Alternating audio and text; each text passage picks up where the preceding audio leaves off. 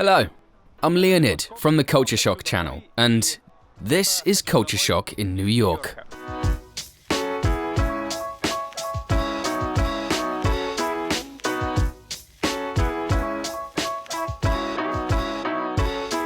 Unexpectedly, I recently moved to New York City. Actually, life in New York City is a life in an incredible city and wild city. Here, simple, everyday things turn into either adventures or tortures or humiliating puzzles. And more often, all of this together. So it's impossible to remain silent about it. Life here actually is not all what you imagine. And this city is just a huge box of wonders. From the very first day when I arrived here, for a whole month, just from morning till evening, like going to work, I was searching for an apartment. And I have to tell you about it because it turned out that renting an apartment in New York is just 100 times more difficult in terms of documents, paperwork, formalities, and so on. It's 100 times more difficult than getting a green card. It's harder than immigrating to this country, honestly. And now I'll show you some examples and explain to you why. For over a month, I looked through a couple thousand listings. Honestly, I personally visited around 100 apartments. And now I'll tell you what kinds of apartments you can rent in Brooklyn for $3,000. Spoiler alert, they're awful. I took this figure not because I'm a millionaire, but because today, $3,000 is practically the minimum amount for a two-bedroom apartment where you can live in some way here in Brooklyn. For less money, it's virtually impossible to rent something suitable for a normal person here. So here's the deal. I looked through those hundreds of apartments, selected 10 of them that surprised me for one reason or another, and now we'll create a kind of ranking. With this money, you can rent anything from a tiny kennel to a whole house. As it turned out, there are actually some good places as well. Now we'll look at them. And you? Try to guess where I've eventually moved to, and write it in the comments below. Let's start with a very cool option. A large loft in Bushwick, in a trendy area that used to be an industrial zone. But now, this building, a large factory, has been converted into a residential building with apartments. Well, you can't really call them apartments. They're just large empty spaces that you can do anything with. Let's see what people do there. Looks quite different. Big windows. Wow. Wow. It's fantastic. What a ceiling. Какие потолки? I don't know. Sal just have to have parties in my apartment. If you've had parties, then maybe, but I think it's just I will keep you like breathe one like. Actually, does he have a reputation of season? What a view. I mean, whatever reputation that I don't remember.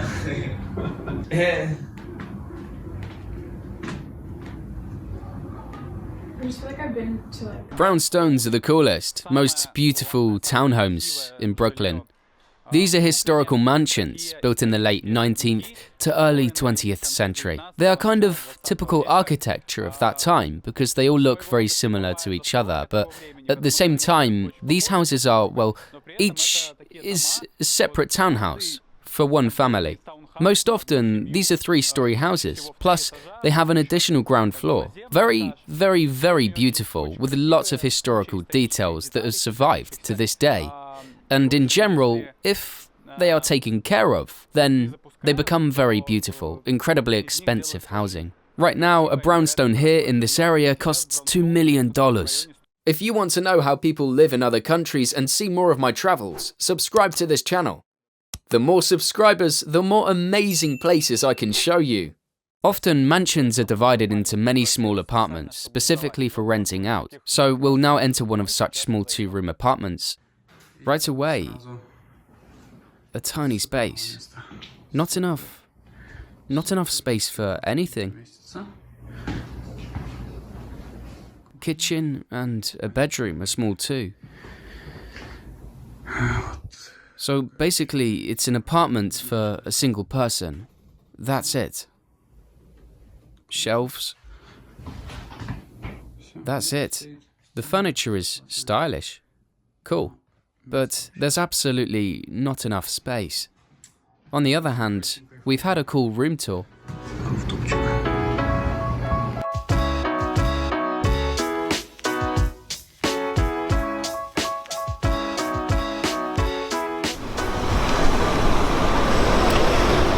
And now I'm in Manhattan. Here, the rents are higher, apartments are even smaller, and for the same $3,000, you can have a small studio apartment with windows facing the wall of a neighboring building. So, two types of people rent in Manhattan, mainly those who work here and don't want to waste time on commuting and traffic jams, or those who earn a six-figure salary. Anyway, these are generally people who work in finance, mainly because New York City is still the financial capital of the world.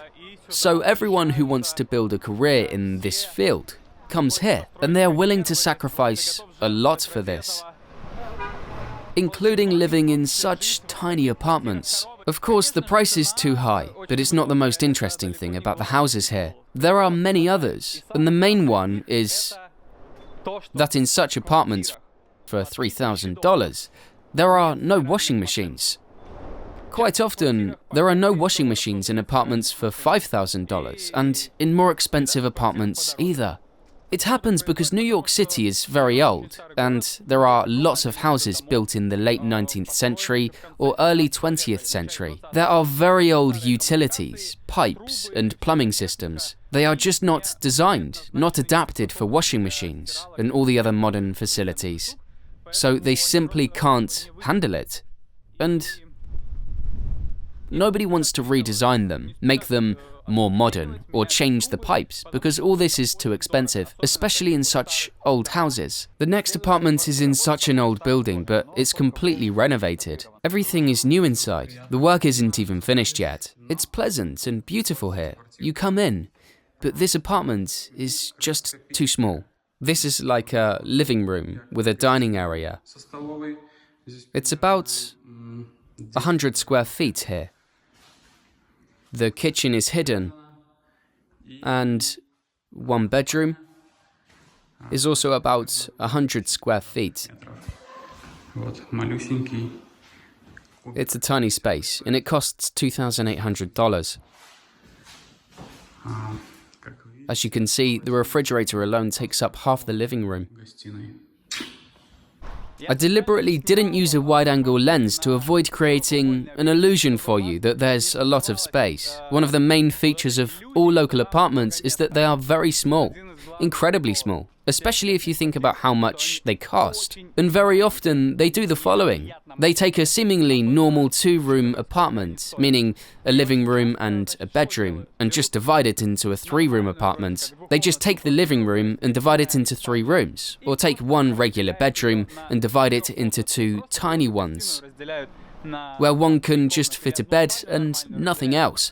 In general, they do everything to rent out these apartments to as many people as possible. Here's an example. There used to be a living room and a bedroom, but they added a wall in the living room, creating one more bedroom. 2 rooms became 3, and now they can rent it out for a higher price. There's a tiny balcony where you can really sit. Storage? In general, there's enough space here. Also, there's 2 agencies. Okay, because like you get different texts from different people. So yeah, my office has 18 agents. So we all have access to listings, and then Nook one has access to listings. Okay. So I asked you not to show anyone. I appreciate it if you did. But in general, if you're gonna show it, don't do. People are gonna come all day. Just set a couple of set times. Yeah. Whoever wants to come. Well, in new buildings, there are washing machines, but there's another funny thing. The windows don't open. Okay, some windows do open, but only a few inches, about 2. So here's a large window covering the entire wall. It's nice, but it only opens this much, about 1 inch. That's it. In this case, we can see that the window is large and one could fall out of it, but even when the windows are small in new buildings, they still only open just 1 inch wide. It's done to prevent people from falling out of windows. Because if you accidentally fell out of someone else's window, even if it's not your window, you could sue the owner of that window, well, the owner of the building, and you would win the lawsuit. That's why people take precautions and make buildings with windows that don't open. So they do it to avoid legal proceedings against them, and you are left to live however you want. That was a fantastic option. The door with the grills you see at the beginning is the elevator, meaning you step right into the apartment from the elevator. I was so shocked that I even forgot to film it. Well, besides the elevator, there was an incredible view of Manhattan from the balcony. I won't show the apartment itself, there's nothing else special about it.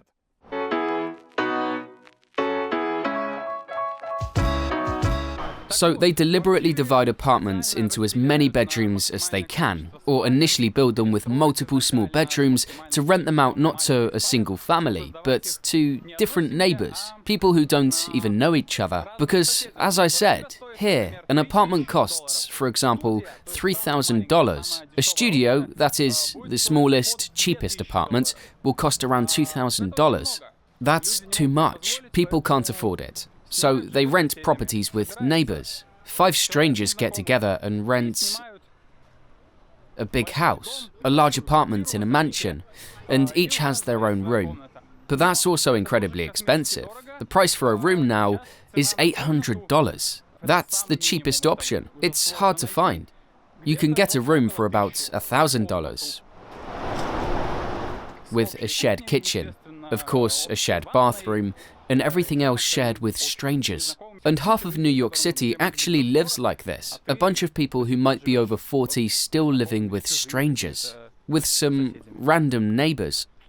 So that's a shared apartment in New York City, incredibly expensive. It's also quite difficult to rent an apartment if you have pets, a cat, or even more so if it's a dog. A bigger dog is a huge problem. But there's a life hack. You can get a certificate for your pet stating that it's an emotional support animal. In this case, you can move in with that animal. You actually can get this certificate. There are plenty of companies that will make it for you for $100 in just one day, and that's it.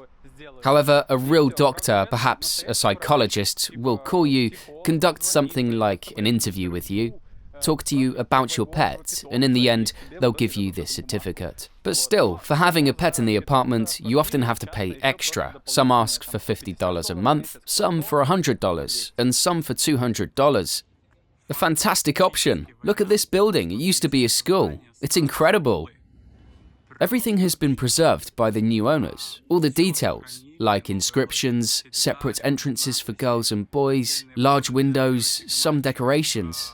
And they divided this school building into multiple apartments. This is how it looks inside. Incredible, just fantastic. A huge lobby with a caretaker, with this kind of lighting, with a package room. A corridor. It's done brilliantly. Everything is preserved. The corridors are interesting. I mean, they preserved the tiles here, the original tiles in the whole building. They made these fake windows. There's actually a wall behind them, and the light is on, to give the feeling that these are some rooms.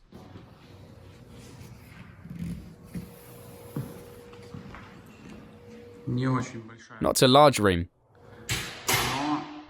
but very high ceilings, about 15 feet, and very big windows.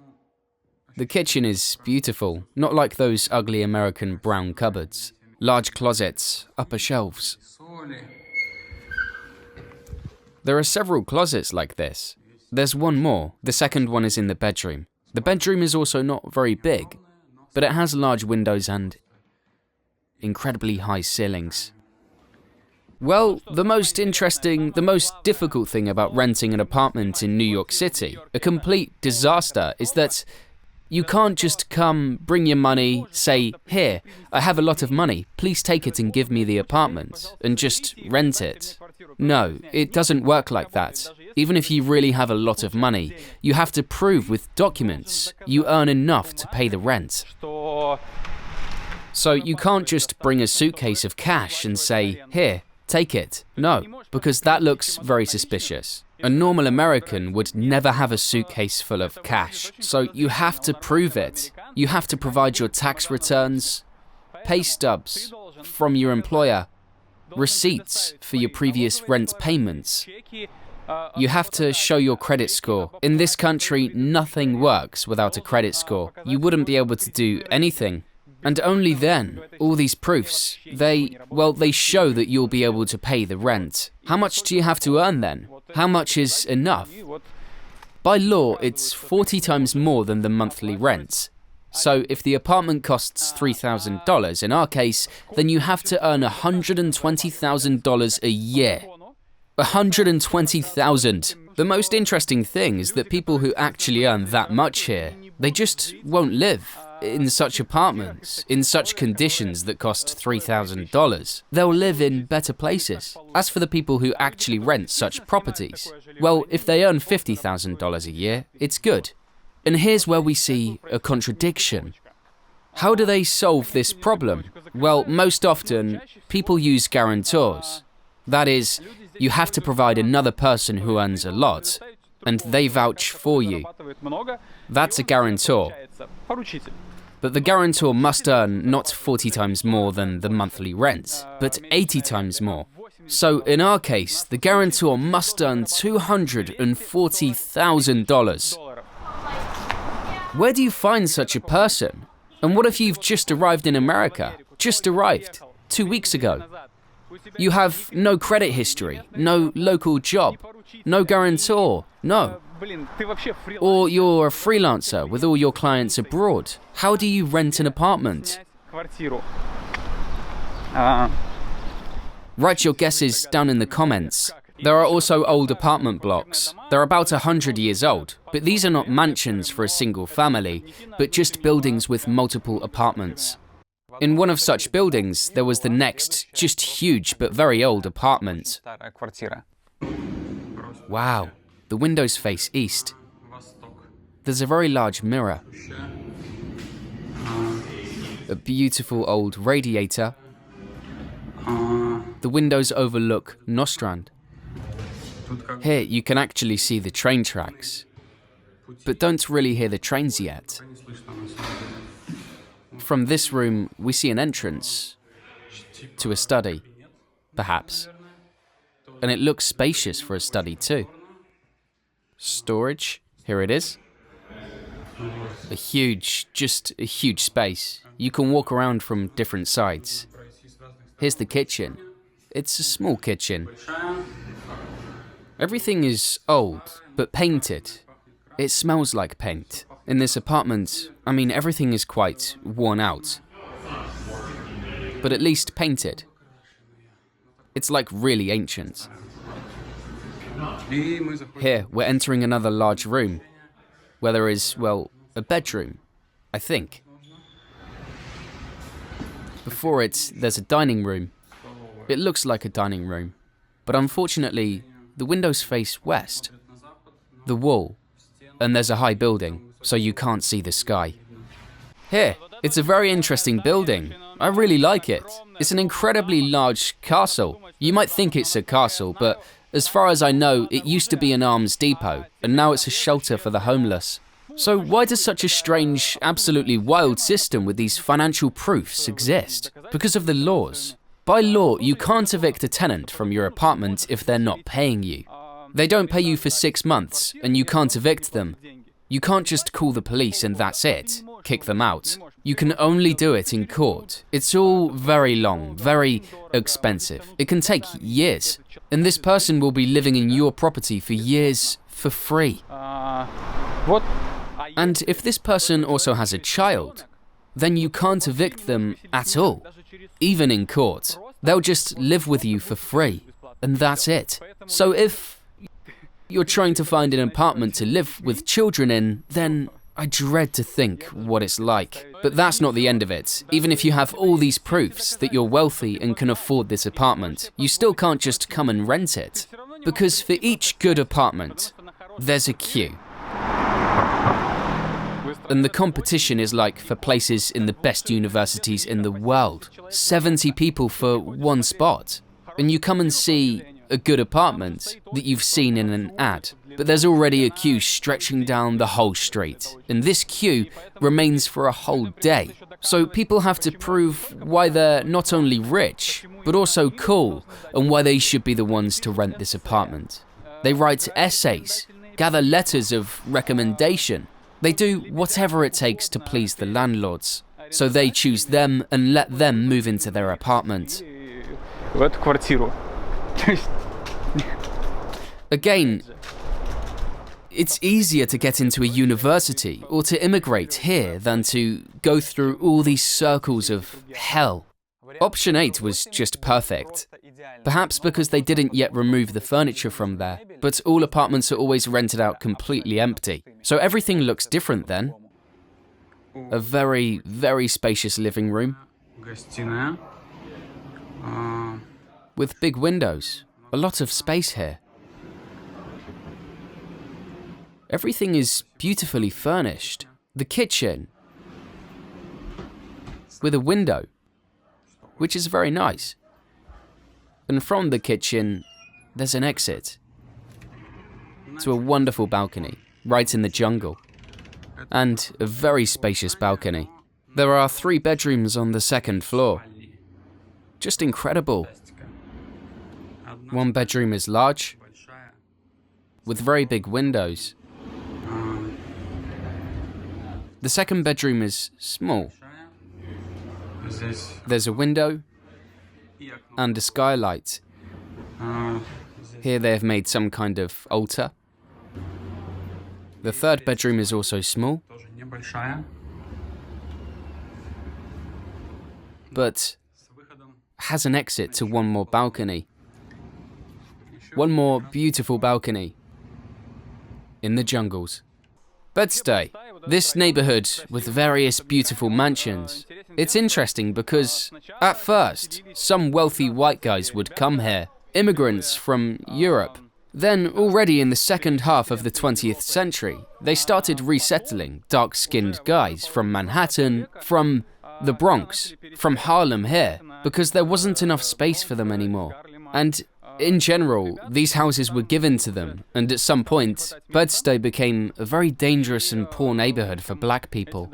And the legendary Spike Lee film, Do the Right Thing, is about this neighborhood, and it was actually filmed here. But in the last 10 years, the neighborhood has been actively being gentrified, and in general, it's all quite fashionable here now. Many young creative guys moved here, real estate has become very expensive, and we can see all other consequences of gentrification. There was a wonderful apartment right next to the subway station, above ground subway rails, and the building was just right next to the rails, so you could open the window and reach out to the platform. I mean, can you imagine the noise there? But the girl said that she really liked living there. She really liked living there. And if they hadn't raised the price this year, she wouldn't have moved out from there. I was so shocked at that time that I even forgot to film that apartment. But believe me, it was... Of course, as all of this is an incredibly complicated story, almost all apartments are rented out through agencies, because you wouldn't want to gather those dozens, hundreds of applications yourself, check all those documents. So they entrust it to agencies, and naturally, the agency takes its commission.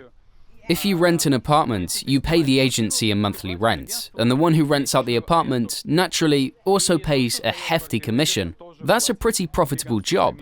And recently, somebody tried to pass a law that the person renting an apartment shouldn't have to pay a commission to the agent. Because what am I paying for?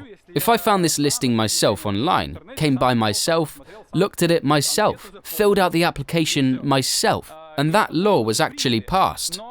But the Association of Real Estate Agents quickly took care of it, made a scandal, a noise, like, how could you leave us destitute? Apparently, they paid off whoever needed to be paid off, and this law was quickly repealed. and everyone continues to pay now, just as they did before. One more important detail is, when you try to rent an apartment, in general, to do this, you need to fill out an application. You fill it out through the agency, of course, and the agency charges you a commission for accepting and reviewing this application and passing it on to the landlord. The minimum fee is $20.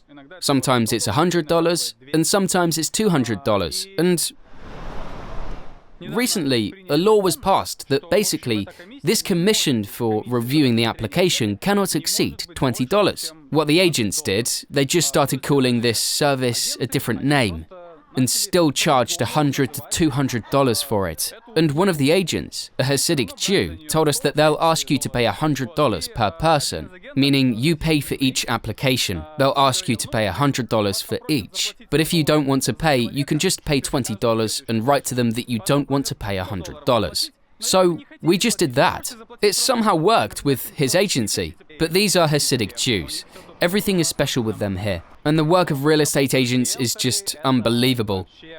One agent, for example, simply gave us the entry code and said, "Go ahead, the following numbers are available, check them out." We came in, we just walked around the apartments and looked at them. Another one also gave us a code. The third just said, "Well, I won't come. There's a girl living in the apartment now, she'll show you around." It turns out he was actually overseas at that time, somewhere on vacation. Another agent concealed the viewing an hour before the meeting and said, "Sorry, I'm cancelling. I'm postponing all rental viewings for the next 3 days because the weather is bad." And the bad weather was just that it started to drizzle a bit and it got a couple of degrees colder. Such people, the situations like that, just kept and kept happening. And these people receive a commission equivalent to the monthly rent, so they get several $1,000s for such work. Before moving in, you must also pay a deposit to the apartment owner. That is equivalent to 1 month's rent, because you must return the apartment to them in the same condition in which you received it. So if you drilled any holes, hung shelves, made any improvements to make the apartment more comfortable to live in, you still have to remove them, fix them up, return everything to the same uncomfortable condition and give it back to the owner. If you don't, you won't get your deposit back. So let's calculate how much money you need to move into a rental apartment in Brooklyn. So, you have to pay for the first month's rent, and often they ask for 2 months at once. For the first and last one, you also have to pay the deposit, and you have to pay the agent's commission. That is 4 monthly rents. If the apartment costs $3,000, that means you have to come and put $12,000 down just to move into the apartment. And the last option is the whole house for the price of an apartment with a huge veranda, a garage, 2 floors, and a backyard. The neighborhood is somewhat poor, but for such a price, we can overlook that. From the living room, you get to the dining room. The dining room is connected to the kitchen. In the kitchen, there's a beautiful bay window, perfect for washing dishes with pleasure. From the dining room, you get straight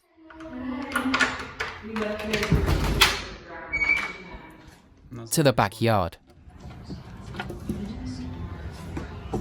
It's fantastic, just incredible, just incredible.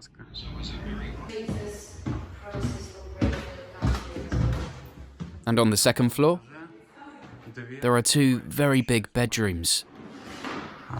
One large bedroom, a bathroom with a washing machine and dryer, and the second large bedroom with such a wonderful alcove in the wall for the bed. Really very beautiful. But this is a very old house.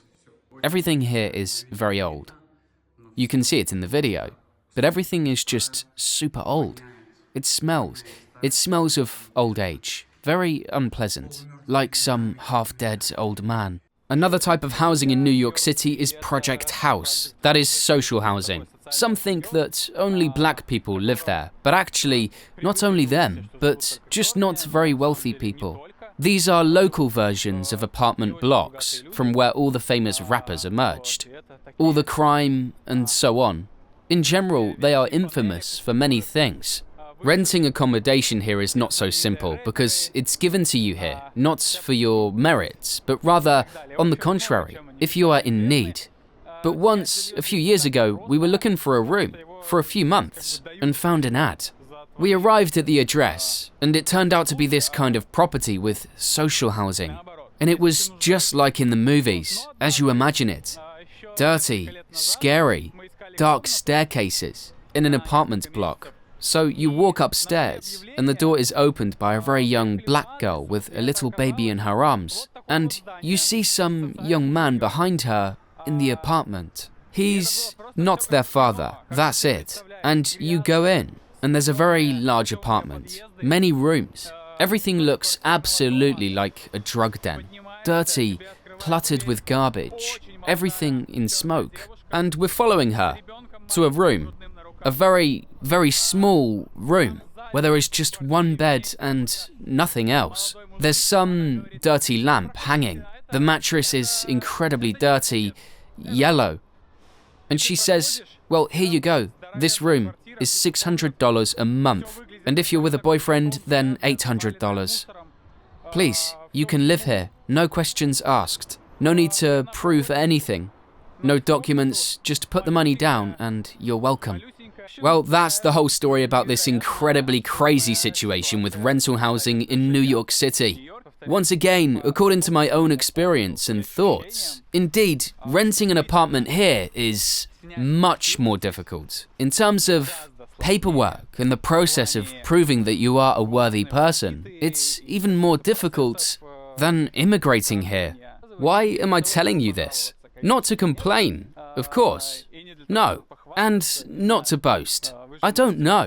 You can look at it however you like.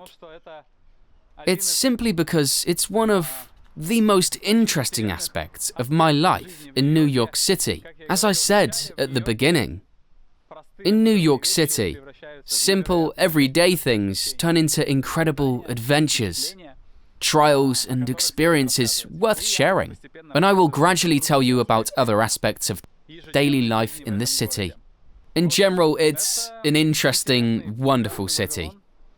Subscribe, hit the bell icon, give this video a thumbs up, and leave your comments below, so you don't miss any new videos.